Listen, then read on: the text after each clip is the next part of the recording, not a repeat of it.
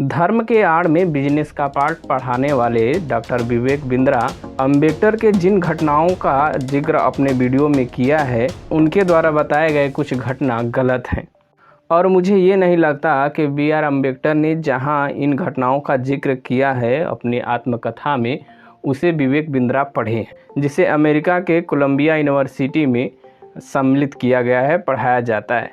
Waiting for visa नाम की उनकी आत्मकथा है, अब वो हिंदी में भी उपलब्ध है, आप पढ़ सकते हैं। जिसमें उन्होंने ये बताया है कि जब वो भीमा कोरेगांव अपने पिताजी से मिलने जा रहे थे तो वहाँ पर उन्हें जो बैलगाड़ी मिली थी वो दुगुना किराया लेने के बावजूद भी उनके साथ जाने को तैयार नहीं था, क्योंकि वो जान चुका था कि ये अछूते हैं।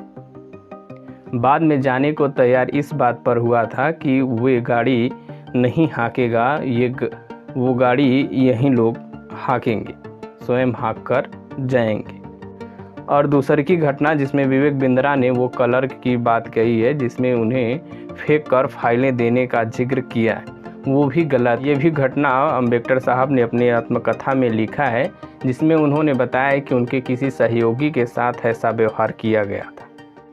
बहरहाल जिस गीता का गुणगान विवेक बिंद्रा करते हैं, उसका डॉक्टर अम्बेडकर साहब ने घोर आलोचना की थी। हमने जब उनके बारे में रिसर्च किया तो ये देखा कि इतने योग्य होने के बावजूद भी वे लोकसभा का आम चुनाव कभी नहीं जीत सके। मसलन उन्होंने ये तर्क भी दिया कि भारतीय जनता पश्चिमी देशों के भांति जागरूक नहीं है, यहाँ कोई भी नेता इन्हें भ्रमित कर सकता है, जैसा कि आज भी चुनाव में देखने को मिलता है। हम आपको बता दें कि डॉक्टर भीमराव अम्बेडकर 3 बार संविधान सभा के लिए चुनाव लड़े, जिसमें से वो 2 बार जीते, एक बार मुस्लिम लीग के सहयोग से और दूसरा बार कांग्रेस के सहयोग से।